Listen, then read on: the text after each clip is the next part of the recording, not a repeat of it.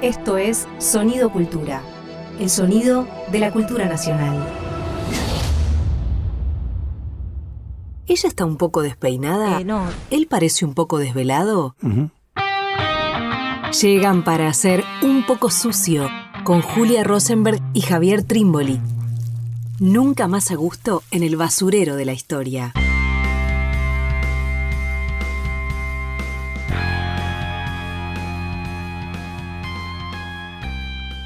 Bienvenidas, bienvenidos a una nueva emisión de Un poco sucio. ¿Cómo te va, Javier Trimboli? Hola, Julia, ¿qué tal vos? Bien, acá andamos. Bárbaro. Tenemos entre manos un libro. Hemos vuelto a la producción, ¿no? A un objeto, ya no una vida, sino un libro que nos daban ganas de sobre conversar. Una vida. Sobre una vida. Hay muchas mediaciones. A ver. ¿No?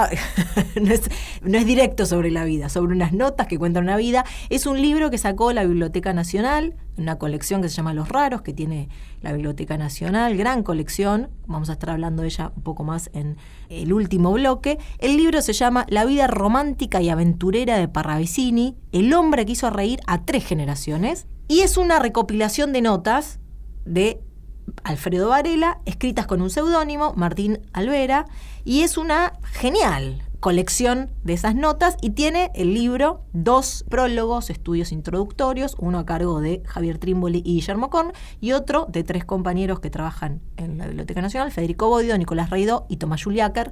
Nos va a interesar conversar alrededor de este libro, que a través de distintas mediaciones narran una biografía que es la de Parravicini. Efectivamente, está muy bien ubicado en la colección Los Raros, Uh-huh. ¿no? Colección que creó Horacio González en su momento y que el actual director de la biblioteca, Juan Sasturain, continúa con esta edición, que aparte es un libro voluminoso. Uh-huh. A ver, tiene cantidad de situaciones inauditas. El libro y la misma vida de Parravicini. Claro. ¿Quién fue Parravicini? Empezaría por ahí.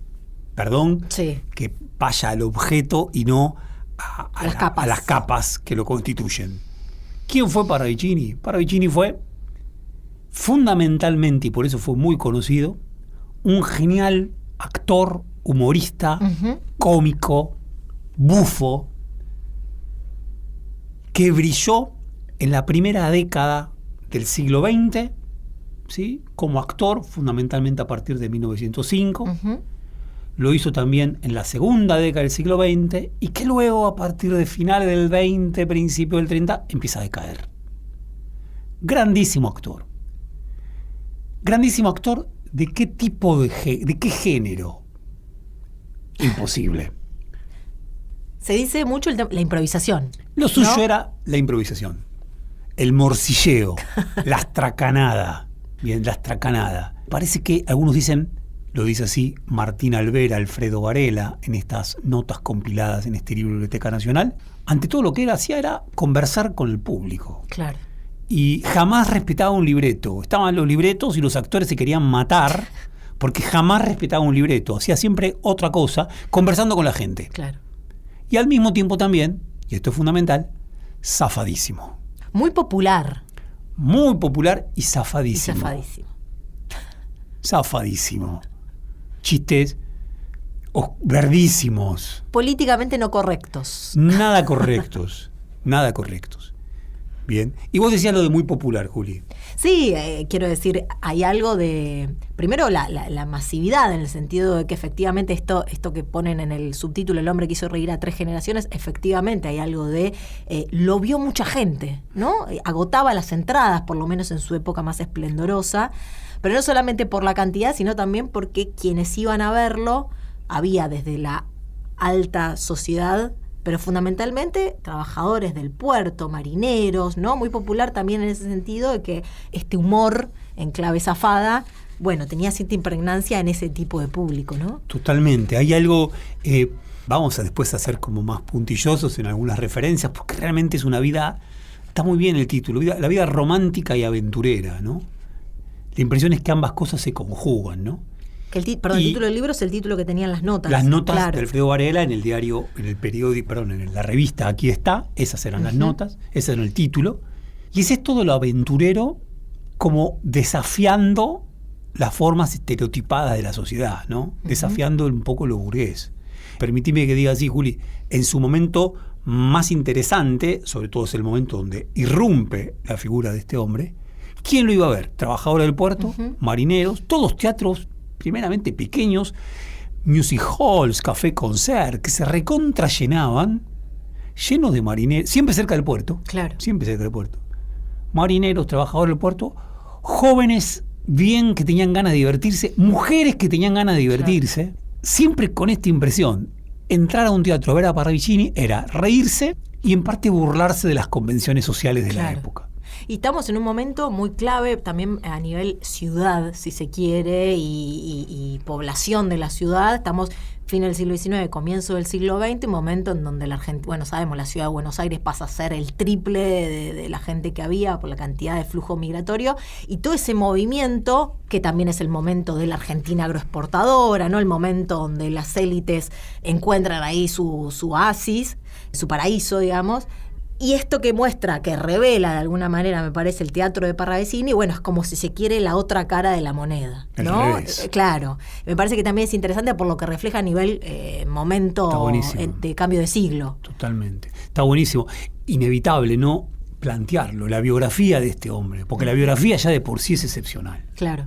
Gobierna Rosas en Buenos Aires, estamos hablando ya década del 30, siglo XIX, y el Imperio Austrohúngaro, Francisco José, envía a un Parravicini, que es su ancestro, su abuelo, lo envía para que sea el delegado, cónsul del Imperio Austrohúngaro en la Argentina. Claro. De ahí viene este hombre.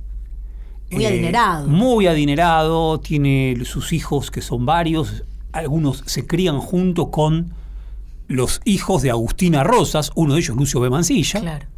El padre de Florencio Parravicini, miren el lugar que ocupa, ya en el gobierno de Roca, va a ser el director de la Penitenciaría Nacional. Claro. Reinaldo Parravicini, un coronel. Tipos serios, tipos de régimen, tipos de orden. Claro. Penitenciaría Nacional que, para quienes viven en Buenos Aires o cada tanto vienen, claro, ese Parque Las Heras enorme, ¿no? Entre Las Heras, si no me equivoco, Juncal, de otro lado Coronel Díaz, Salguero, ahí estaba la Penitenciaría Nacional hasta la década de 50, donde, entre otras cosas, matan a Severino de Giovanni, donde matan y fusilan a Valle. Eso era eso lo gobernaba Reinaldo Parravicini. Una familia, además, repleta de dinero. Claro. O sea, rico era poco. Bien. Vivían en mansiones, ¿no? Vivían en mansiones, en otra plaza, pero una plaza mucho más selecta, la de Vicente López. Claro. Ahí tenían una quinta. Y acá en el barrio de La Recoleta, en la ciudad de Buenos Aires. En el barrio de La Recoleta. Florencio Parravicini recibe como herencia una manzana entera al lado de la Plaza 11. Claro. Una manzana entera. Claro. Cantidad de propiedades. Cantidad del momento se reía, la cantidad de ovejas que tengo. Bien. Bueno, este era este hombre. ¿Sí? Y lo que va a marcar él con su biografía es evidentemente un corrimiento, ¿no? Por todo lo que ya venimos diciendo de todo este linaje, bueno, el Parra, como le van a empezar a decir cuando se vuelve una figura popular, un corrimiento de todo esto, ¿no? Un corrimiento que va a tener sus enfrentamientos con su familia, ¿no? Con todo lo que su familia esperaba que él fuera y con su época también. Totalmente. Un corrimiento que es una ruptura. Claro. Fenomenal. Porque la barbaridad de que hace este muchacho no tiene nombre. Barbaridades y rupturas que son bajo, quiero decir, no son trágicas, ¿no? Quiero decir, no tienen un tono. Lo va a hacer siempre con este signo del humor, ¿no? Digo, la va a pasar bien en estas rupturas, ¿no? Parece pasarla bien en toda esta distancia que él marca, en todo este conflicto que genera con su linaje. Sí, yo creo que tal cual. Sin embargo, en muchos momentos creo que está suavizado un poco en el libro, porque le daban sus hermanos unas palizas estrepitosas. Era el más chico. A ver, perdón, una anécdota rápido. Tenía 16, 17 años, se enamora de una mujer que cantaba en un café, en un bar, ¿no? Evidentemente, Buenos Aires sabemos que era un centro de... en esta ciudad que estaba creciendo como estaba creciendo, el tráfico de blancas, la cantidad de mujeres que hacían la vida, ¿bien? Sabemos que eran infinitas. Bueno, se enamora de una. No tiene mejor idea que invitarla a la casa, un palacete. No escuchan lo que está haciendo él, se la pasan de juerga toda la noche. La hermana se había casado hace unos días y estaba de viaje de bodas, tenía todo su ajuar preparado. sencillamente le regala toda la ropa de su hermana, su ajuar tan querido, se lo regala todo. Al otro día la madre, que siempre lo consentía, y sus hermanos están convencidos, entraron ladrones a casa. Y él dice, ¡qué barbaridad! Entraron ladrones a casa. Cuando él había robado a su propia familia, quiero decir, Sí. hay algo de malditismo. Claro. Él dice en un momento, yo quise siempre tener una vida delincuente. O sea, está rechazando su propia clase. Claro. Hasta que al final confiesa. Dice, che, no, fui yo. Lo muelen a palos. Sociedad victoriana. Su padre, Reinaldo, capo de la penitenciaría. Lo muelen a palos. Y en más de una vez, esto no sé si es creación de Alfredo Varela o qué, pero más de una y otra vez va a decir algo así como, yo que venía de ser hijo de un director de la penitenciaría, al cual él va siendo chico y genera buen vínculo con los presos, terminé haciendo tal cosa, ¿no? Como que una y otra vez va a estar esa marca de, ni más ni menos participar de la Revolución del 93, por ejemplo, teniendo 16 años. Se escapan de la escuela, él y 4 amigos más, sin importarle mucho el sentido de esa revolución, pero lo que les importa es que hay aventura, Hay armas. hay armas, se van con la revolución por Aedo, Temperley, que era el gran lugar donde nucleaba la revolución, terminan participando en varios enfrentamientos, de hecho un amigo muere. Claro. Se conoce con Marcelo T. de Alvear. Lo cierto es que no le avisa a la familia en ningún momento. Cuando vuelve a la casa, luego de la muerte del amigo, que lo entristece un minuto, porque esto tiene algo medio de dramático. Muere el amigo que lo había convencido de ir a pelear. Cuando el padre recibe el cuerpo del amigo, se suicida el padre, lo pone triste 2 minutos, Sí. y en la casa lo muelen a palos. Y él dice, cada vez que me quieren sacar recto, más torcido salgo. Porque todo el tiempo están los intentos de la familia de disciplinarlo, ¿no? Un poco como al Vigilar y lado con castigar. la religión. Sí, bueno, veníamos de al lado. Acá también está el intento, ¿no? Molerlo a palos es una, pero después también empiezan a ensayar otras cosas para intentar disciplinarlo, ¿no? Lo meten en un barco. Esa es genial. Esa es genial. Lo meten en un barco a la Patagonia. Ya no saben qué hacer. No saben qué hacer. Tiene 18, 19 años. Eso, lo meten en un barco pensando en un barco de la Armada. 1 de mayo, pero no 1 de mayo por el Día de los Trabajadores, Claro. sino por 1 de mayo por el levantamiento de Urquiza contra Rosas. Claro. Lo meten en el barco de la Armada. Le dicen, che, ¿no tenés ganas de venir al barco? ¿Que a vos te gustan los barcos? Vamos a verlo. Él va vestido todo como un dandy porteño. Claro, lo llevan engañado. 1895, más o menos. No saben qué hacer. Lo dejan adentro del barco. ¿Qué ocurre? A los 2 días, todos en el barco lo adoran. Se mueren de risa con sus chistes. Pelando papas. Pelando papa y él contando barbaridades todo el tiempo, diciendo, y al mismo tiempo siendo muy valiente. Claro. Hay un incendio y el flaco se pone las pilas, hay que trabajar y él trabaja. Interesantísimo, ¿no? A lo Mansilla conversábamos, ¿no? No por nada David Viñas dice eso. Sí. Hay algo del está en esto que señalaba Mansilla. No me engañen, decía Mansilla. La felicidad está en los extremos. Comiendo trufas en París o comiendo una tortilla de huevo de avestruz en La Pampa. Nunca en el medio. En un hotel de Rosario, mal hotel, burgués, lo que sea, ahí no la voy a pasar bien. ¿No? Dormir a la intemperie o dormir en un palacio. Es muy la vida de Parravicini. Y Parravicini tiene esto, Tiene ¿no? eso. Efectivamente, él no sabía que iba a ser cómico. Claro. No sabía que iba a trabajar. Sin embargo, acá empieza a beber. Claro. Yo qué sé, en el vivac de la Revolución de 1893, charlando con los combatientes, con los revolucionarios. En estas aventuras con estos marineros, que pasa años en ese barco. Claro. ¿Y vos ibas a hacer lo de Mansilla por lo de los tehuelches? Ah, bueno, sí. Me gustaba. No, que en estos barcos en un momento le permiten bajar en diferentes lugares y en un momento se va con un amigo. con 2 amigos a tener una situación con tehuelches, una fiesta con En los Santa tehuelches. Cruz, cerca de Puerto Deseado. Se mete en el Exacto. continente. Y se casa con una tehuelche. Sí, se casa. Picué, si no me equivoco Se el casa nombre. Picué, sí. La tiene que comprar para poder casarse con una tehuelche y se la lleva. Se la lleva. Se la lleva al barco. Sí. Un amigo de él también se casa con otra tehuelche y al poco día la abandona. La abandona y dice, seguramente, y es cierto, la familia va, evidentemente hay una serie de actos de reciprocidad que están ahí montados entre los tehuelches y ellos, pero sí, se casa con una tehuelche. Quiero decir, claro, eso es muy Mansilla. A ver, para la Argentina, estamos en la época del positivismo, Claro, década de 1890, claro. la época del racismo más extremo. Este muchacho la pasa bárbaro y le encantó la tehuelche. Dijo, me caso con la tehuelche. ¿Qué problema hay? Qué demente. Bien.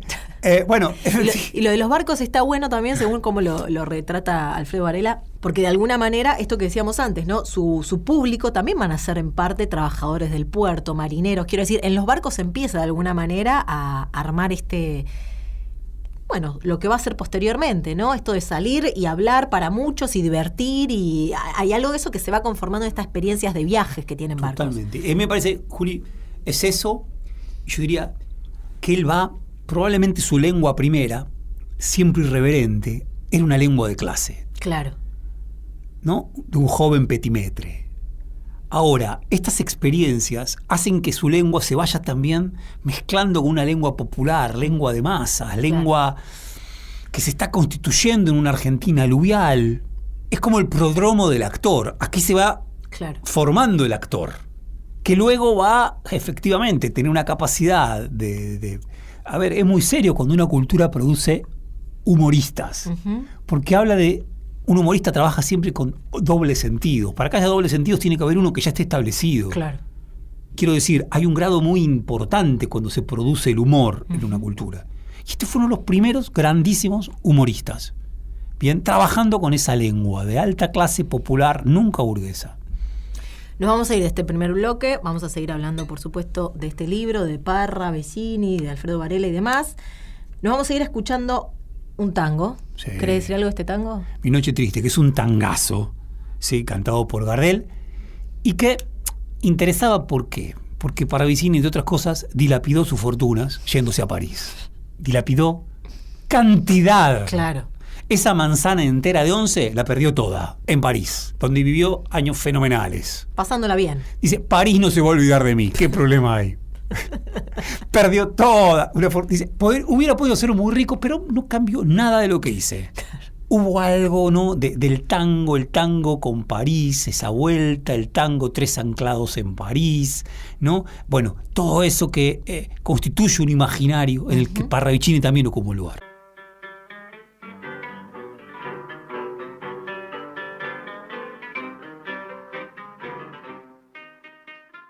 Tiempo desarticulado, tiempo descoyunturado. Estás escuchando Un poco sucio, un espacio para asaltar la historia en tiempos fuera de quicio. Atención, farabutis. La patria archivera. Mancha orejas de jopo, viejas pipistrelas, reyes del pagadiós. La patria archivera. Turros y vampiresas, dandis y vagonetas, chichipíos y otarios vestidos de doctor. Aquí empieza la farra. Que se apaguen las luces, que suene la banda, que suba el telón. Le Mont Coulanor, que aquí llego yo, con mi fama, mis dientes, mi cáncer, mi humor y mis sueños y mi imperfección. Un fifí, un malandrino, bufo y tirador, el príncipe de la risa. A sus órdenes, Flop. Estábamos escuchando un fragmento de la película Flop de Eduardo Viñona de 1990 en esta sección que es La patria archivera. No la vi la película. El nombre es Flop por Florencio Parravicini. Claro. ¿No? Alvera Varela, en estas notas de este libro, recoge el nombre Flo, que fue el nombre que usó primeramente Florencio Parravicini en el teatro, pero todavía no como actor, Claro. sino como tirador, porque era un gran eximio tirador, que hacía pruebas increíbles, ¿no? Un hombre que se ponía un huevo en la cabeza y él a más de 100 metros le daba el huevo.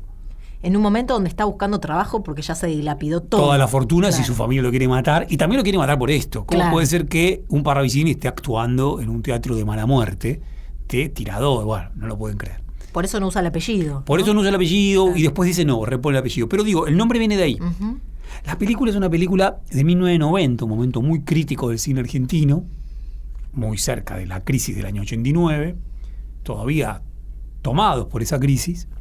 La película de Eduardo Viñona, interpretada por Víctor Laplace. Para mí, claro, de vuelta, el gran acierto de la película es recuperar la figura de Flop. Claro. Recuperar la figura de Florencio Parravicini bajo este nombre, Flop. Ahora, claro, parte del cine argentino. Le sale demasiado melancólico. Claro.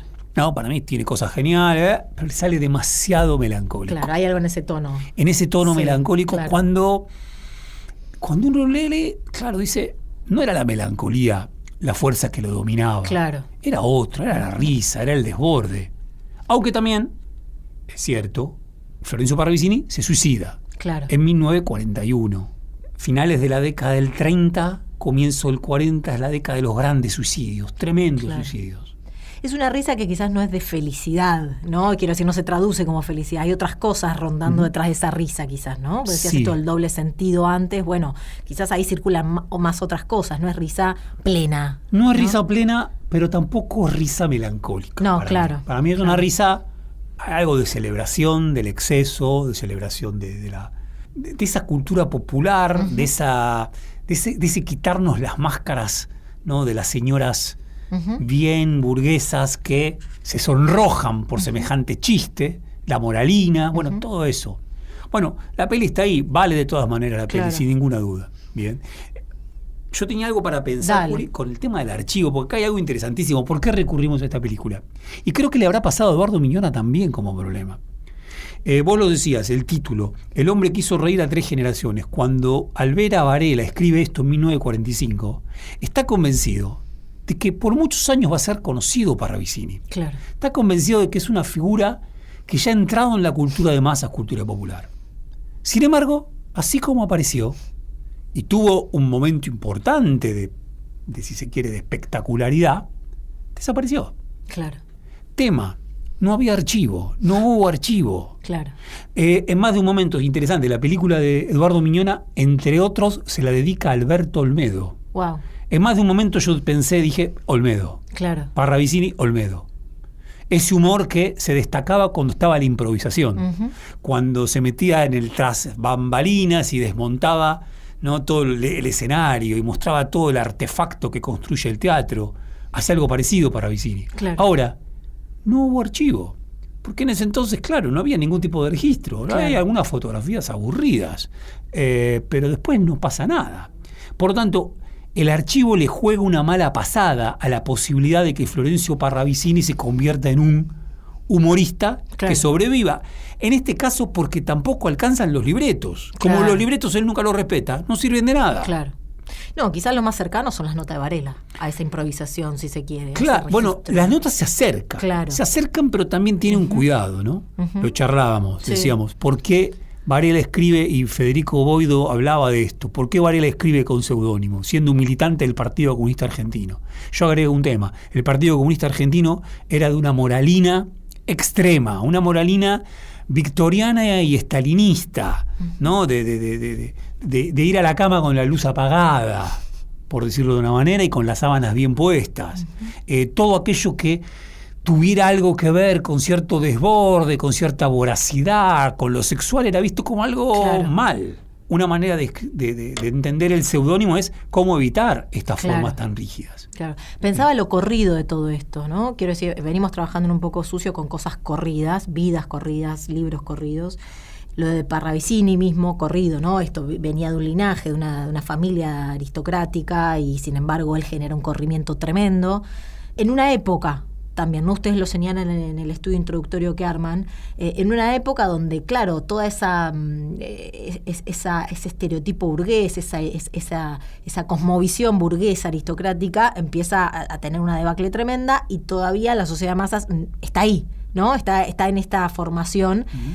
Y lo de Parravicini de alguna manera es un corrimiento de todo eso y a la vez un reflejo de eso. Pero pensaba, y a esto quería llegar con esto del corrimiento, que estas notas que escribe Alfredo Varela, Martín Alvera, son en 1945, Wow. ¿no? Y me interesaba que hablemos un poco de eso. Son 6 meses, si no me equivoco, de la segunda mitad del año, que ni más ni menos Claro. coinciden. Fede Boido decía, final de la Segunda Guerra Mundial, Hiroshima, Nagasaki, pero también el peronismo. Y él es un militante del Partido Comunista. Claro. Quiero decir, rarísimo.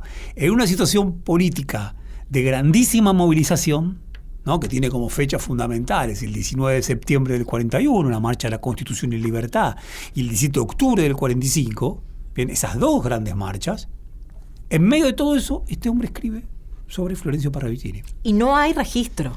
Y no hay. Aparente. Y no hay. Sin embargo, lo que sí hay, y es lo interesantísimo, como vos decías, Juli, es que está surgiendo una sociedad plebeya que va a ocupar la escena. Y ese plebeyismo está en Florencio Parravicini. Claro. No quiero decir que lo esté buscando, no es una concordancia buscada, pero acá hay algo de plebeyismo aristocrático, pero plebeyismo finalmente, no burgués, que es lo que aparece también al mismo tiempo en esa sociedad.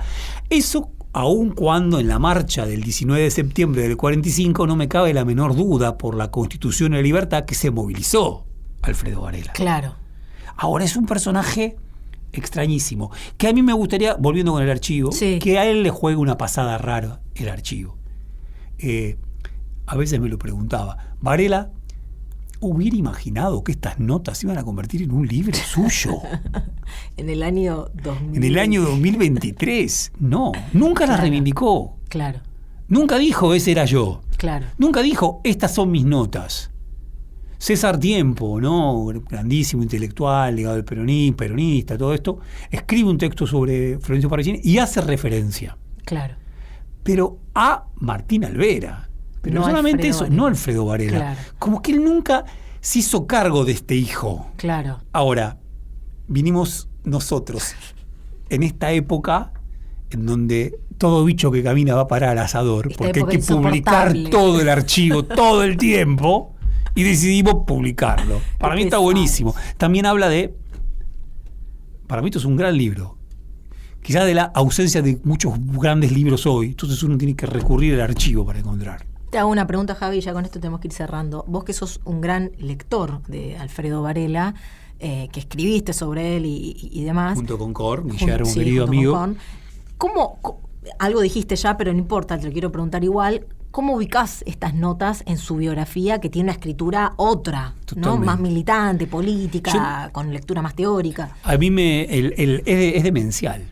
Es demencial, porque Varela, quizás la primera serie de notas periodísticas muy importante que él escribe, tienen un título también en la Argentina y esclavos blancos, 1941. Se va a Misiones, se va al Alto Paraná, vive con los mensús y produce unas notas de denuncia geniales, políticas, plenamente políticas. Cuando con Guillermo Korn hicimos este libro sobre Río Oscuro y las aguas bajan turbias, ¿no?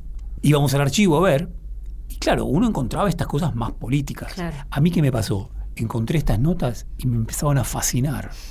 Sobre todo porque podía después ir a mi casa y contárselas a mis hijos, contándoles cosas divertidas, chistes. Bien, no, tiene algo de excepcional. Claro. Algo de lo que decía Fede, sin duda. Hay una idea de la cultura de masas, cultura popular, bohemia. Hubo ciertos intelectuales que ligaron con la izquierda en la Argentina y con el Partido Comunista que estaban muy fascinados por la bohemia de los años 20 y 30. Claro. Varela nace en 1914. En un momento nosotros nos preguntamos, ¿lo habrá llegado a ver Varela en el teatro? ¿A Parravicini? Probablemente sí, pero cuando ya no estaba en su gran momento. A Parravicini, en buena medida, lo mata el cine. Claro. ¿No? El cine. Es No otro un registro. género, claro. A ver, las películas de Olmedo no son buenas, son malísimas. Claro. Porque había algo de la improvisación que la industria que implica el cine desalienta, desactiva. No hay forma. Pero quiero decir, estas notas están en la colección Los Raros y al interior de la producción no puede ser sino rara. Quiero decir, podrían no haber sido escritas y nadie diría, lo que está faltando en la obra de Alfredo Varela. Sin embargo, están. Estás escuchando un contenido Del Ministerio de Cultura. Seguimos en Un Poco Sucio, estamos en comunicación con Federico Boido, que es historiador, investigador de la Biblioteca Nacional y, como decíamos en el primer bloque, una de las personas que estuvo a cargo de uno de los estudios introductorios que tiene el libro de la vida romántica aventurera de Parravicini, del cual venimos conversando. ¿Cómo estás, Fede? Bien, muy contento de poder salir acá en el programa con ustedes.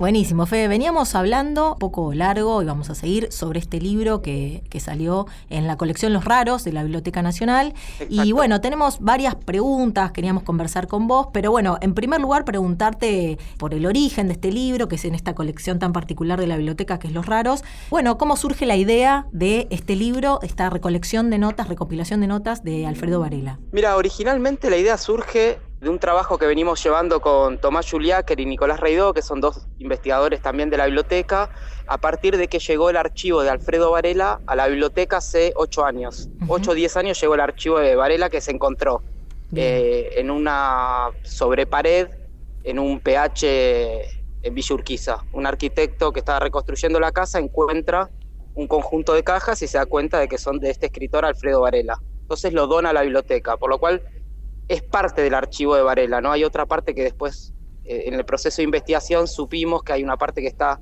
con la hija que se llama Ana, que vive en Moscú, y otra parte también en el archivo del Partido Comunista, entre otras posibles ramificaciones que tiene ese archivo, digamos. Entonces acá tenemos un fragmento. Cuando empezamos a trabajar con ese archivo, también lo que empezamos a hacer es buscar todas las notas que Varela, que entre sus actividades principales era periodista, publicó en los distintos medios del partido y otros medios de comunicación gráfica durante toda su vida. Entonces empezamos a rastrear todo lo que él escribió. Sabíamos que él usaba un seudónimo también, que es Martín Alvera, con el cual escribe este libro, y bueno, encontramos alrededor de, 300 artículos que él escribió en distintas publicaciones. Sabíamos, por una charla con Javier y Guillermo, que existían estas notas, digamos, que él había escrito sobre Parra. Entonces, bueno, las fuimos a buscar a la hemeroteca como parte de este proceso de investigación de encontrar como toda la producción que Varela había tenido a lo largo de su vida, ¿no? En ese contexto empezamos a buscar estas notas y dimos que la biblioteca tenía el conjunto de las notas, las 52 notas, que es algo parcialmente raro, digamos, de que estén todos los ejemplares de una revista, sobre todo de alguna revista con cierta incidencia. Si bien esta era un magazine de cultura general, tenía cierto perfil de izquierda. Y en la hemeroteca acá de la Biblioteca Nacional, como en general en varias de las hemerotecas del Estado, hay como una ausencia de las publicaciones de la izquierda, ¿no? Por la propia lógica represiva del Estado, por la propia lógica de circulación de esos periódicos, ¿no? Entonces ahí vimos con este conjunto de notas y consideramos que eran lo suficientemente valiosos para que salga por primera vez como libro, ¿no? Y ahí, hablando con los compañeros, Sebastián Skolnik, que es el director de publicaciones, consideraron, digamos, que el lugar apropiado por el tipo de publicación era en esta colección Los Raros, que es una colección que tiene la biblioteca dentro de su editorial, digamos, donde tiene distintos tipos de colecciones. Es una colección que ya casi está a pocos años de cumplir 20 años, porque los primeros libros salieron en el 2005, esta colección, que ya tiene más de 50 títulos, y la idea era de esa colección era como recuperar libros de autores clásicos, autores destacados de la cultura argentina, que por una cosa u otra cosa habían ido, ¿no?, como sufriendo la omisión del paso del tiempo, el olvido del paso del tiempo. Entonces Sebastián Skolnik consideró, y en ese sentido nosotros consideramos lo mismo, que era el lugar apropiado dentro de esa colección para publicar este tipo de libro, digamos, que es el libro posterior de Varela luego del Río Oscuro, que es quizás su libro más importante, digamos, ¿no? Y este libro había salido en estas 52 notas, pero nunca había salido publicado en su totalidad. Varela es un libro que tampoco reconoce como algo propio, digamos, en el sentido de darle como una visibilidad especial a ese tipo de producción, pero nos parecía que era interesante por el gesto que hizo Varela en ese libro, por el gesto también de usar un seudónimo y sobre todas las cosas por escribir en el contexto de la Segunda Guerra Mundial, siendo parte del Partido Comunista, sobre un actor cómico, el gran actor cómico, creo, de la primera mitad del siglo XX, de la cultura popular. Entonces ahí se encontraba una torsión que a nosotros nos parecía interesante y valiosa para recuperar y, bueno, ponerla en esta colección a que circule con este otro conjunto de libros que también son algunos libros un poco más desviados de las producciones centrales de grandes autores como Martínez Estrada, Dardo Cunio, bueno, todos otros autores que pertenecen a esta colección. Bien. Fede, nosotros venimos hablando mucho de Parra, pero por ahora no venimos diciendo casi nada de de Varela, por eso está buenísimo que lo hayas traído de esta forma. Te hago una pregunta, ¿cómo entendés el tema del seudónimo? Porque la cuestión del seudónimo también le suma rareza a un libro. Quiero decir, Sí. hoy casi es una práctica bastante desusada la del seudónimo. En ese entonces no lo era tanto, pero quiero decir, sostener 52 notas durante más de 6 meses con seudónimo es extraño, ¿no? Es realmente particular, sobre todas las cosas porque Varela en ese mismo momento publicaba artículos. En ese mismo momento me refiero en esos mismos 6 meses, ¿no? Claro. Varela publicó artículos con su nombre. Claro. Entonces capaz tenías en una misma semana artículos firmados como Varela y estos folletines que iban saliendo firmados como Alvera. En la misma como Martín publicación, Alvera. Fede.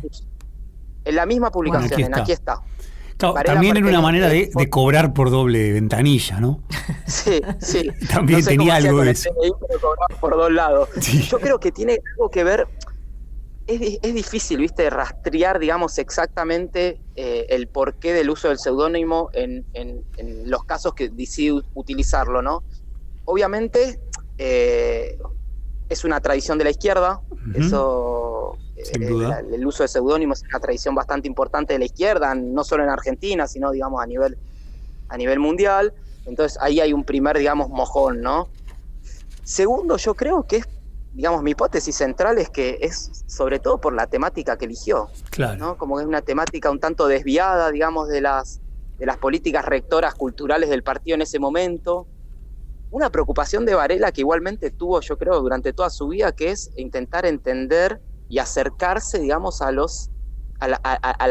cultura de los sectores populares, digamos, y a los procesos de trabajo de los sectores populares, a las condiciones de trabajo de los sectores populares, digo, desde el Río Oscuro, que trabaja sobre los mensú, hasta, por ejemplo, en el archivo, que hay toda una serie de textos que nunca salieron publicados, que son sobre los trabajadores del algodón en Chaco, notas sobre el mate, en Aquí está publicado sobre el tango. Entonces hay una preocupación de Varela sobre la cultura popular, y creo que hace este desplazamiento para darle un tratamiento, digamos, más específico y de largo aliento a esta figura tan singular, digamos, y aparte el tipo de escritura que tiene Varela en este libro, digamos, que es un poco distante al tipo de escritura que tenía, por ejemplo, en El Río Oscuro, para poner un ejemplo Totalmente. cercano, digamos, ¿no? Que tenía cierta denuncia social, cierto realismo, digamos. Acá está corrido de eso, la política aparece de una forma absolutamente tangencial,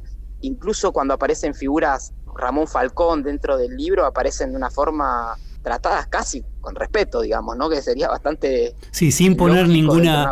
Sin hacer ninguna aclaración de quién era, claro.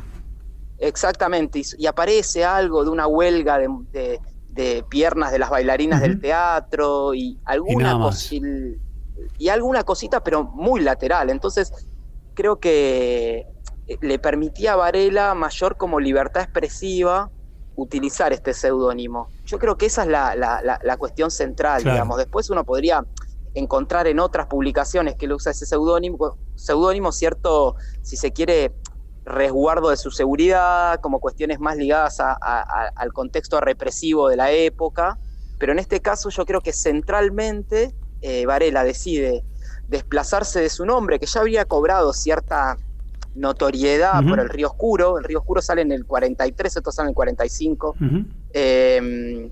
Entonces creo que había cierto conocimiento ya de Varela. El libro del Río Oscuro circuló mucho, realmente acá y en el exterior.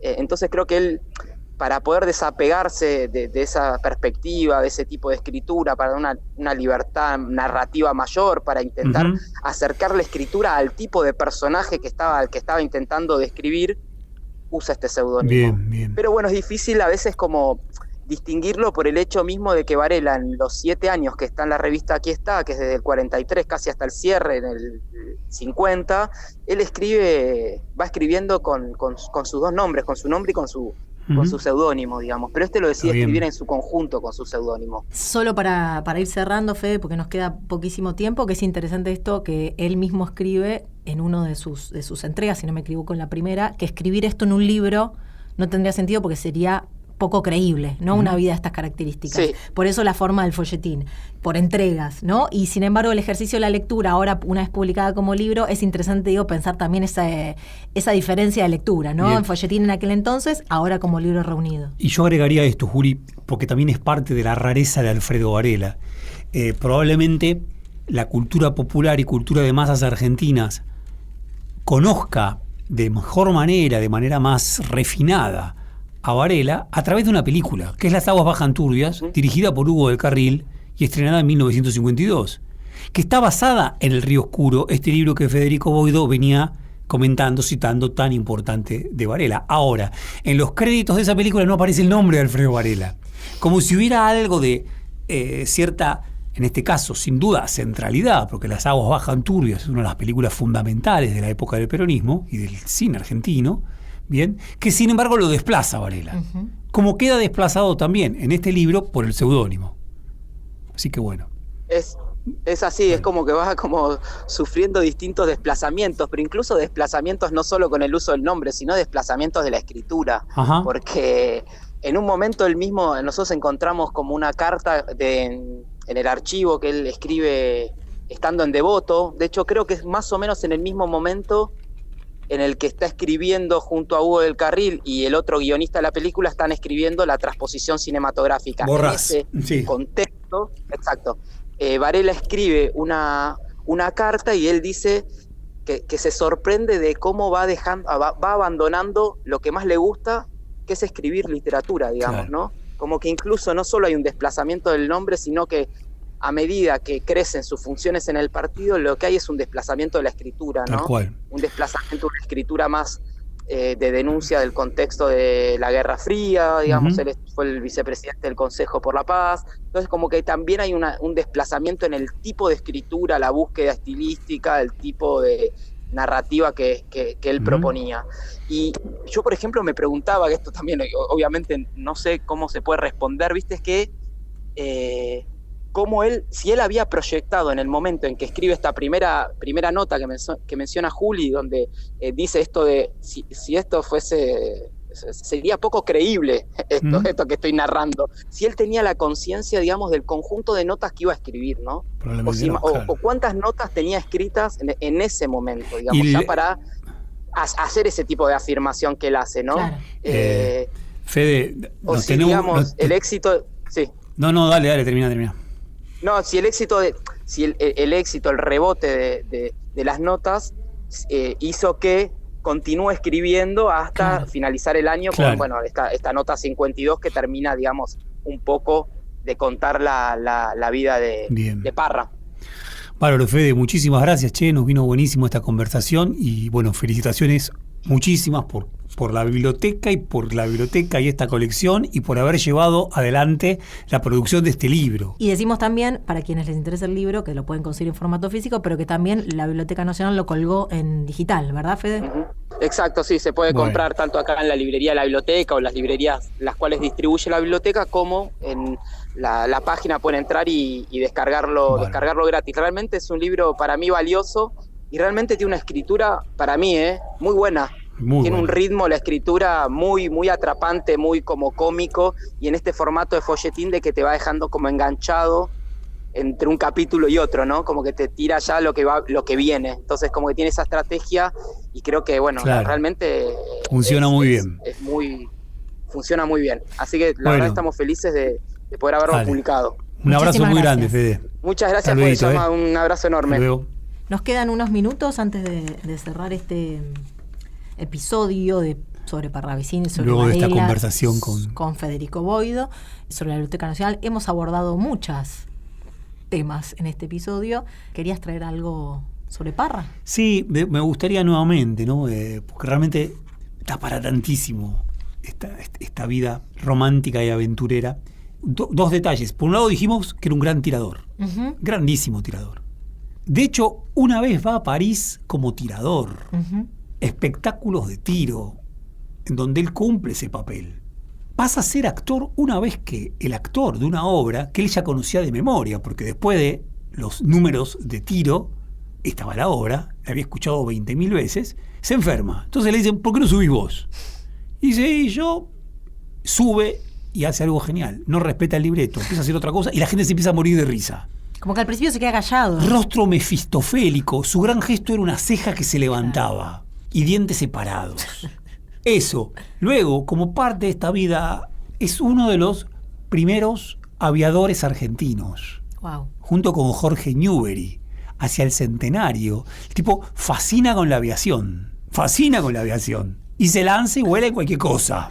¿Bien? Claro, la impresión es que en efecto se trata de una vida que no termina de encajar. Claro. No termina de encajar, ¿no? Que si uno la quiere reducir a la clase aristocrática, no. Pero al mismo tiempo también tiene algo de siglo XIX, tiene algo también previo al peronismo.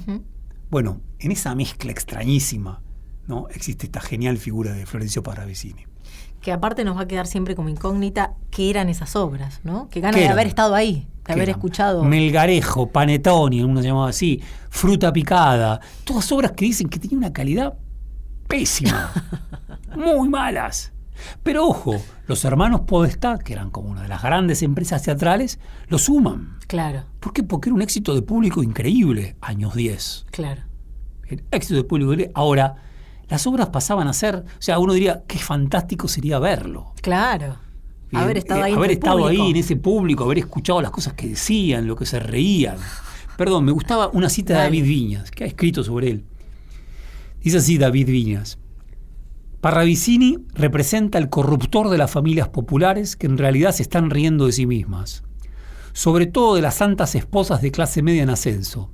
Parravicini les insinúa que si ellas quieren ser putas, no se animan a hacerlo, y que a lo sumo se ríen cuando él, en el escenario, acepta pagar la luz del supuesto dormitorio, de acuerdo a la orden de la actriz que sugiere dejarla encendida, en voz muy baja.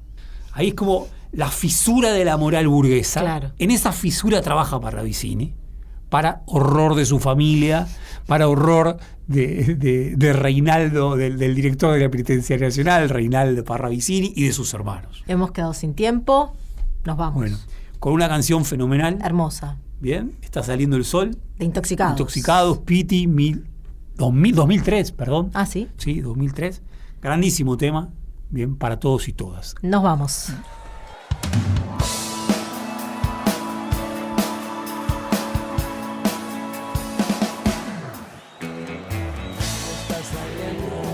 Fue una producción del Ministerio de Cultura.